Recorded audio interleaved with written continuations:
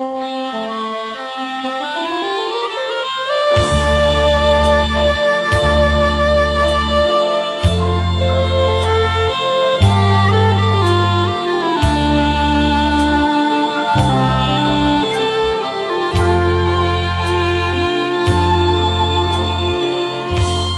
ស្ទឹងកាត់ភ្លុកស្រុករ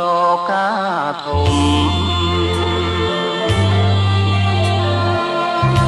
បាំងនឹងដងភ្នំជុំភ្នំស្រង់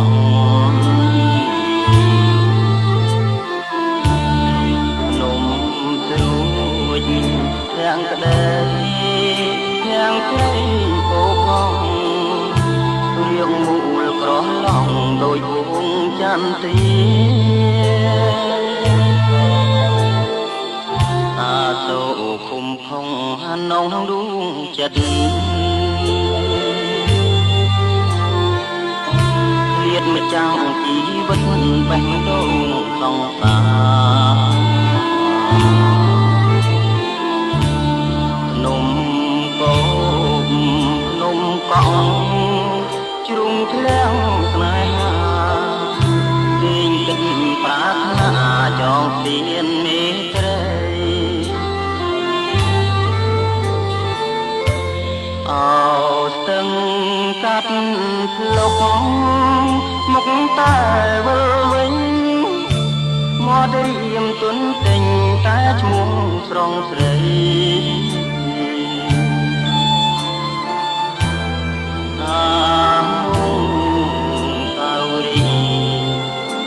ចាប់ជាថ្មីថ្មីកាលកាយផ្លូវត្រីនៅក្នុងខ្ទមស្រែស្រណងចោលចាប់ថ្ងៃទៀបបាំងភ្នំស្រុករកាធំខ្ញុំសុំញ៉ាំស្នេហ៍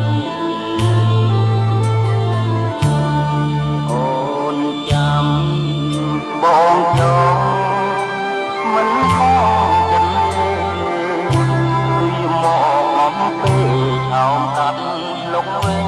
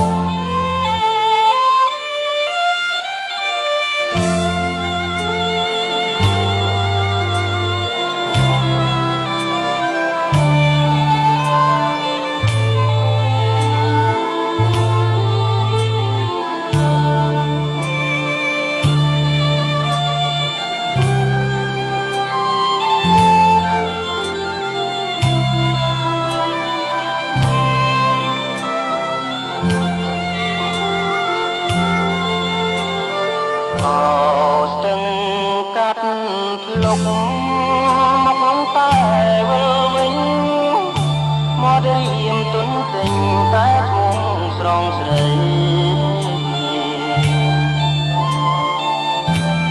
អាលោកសារីចាប់ជាថ្មីថ្មីកាលកាយភ្លើងស្រីនៅក្នុងខ្ទមស្រែ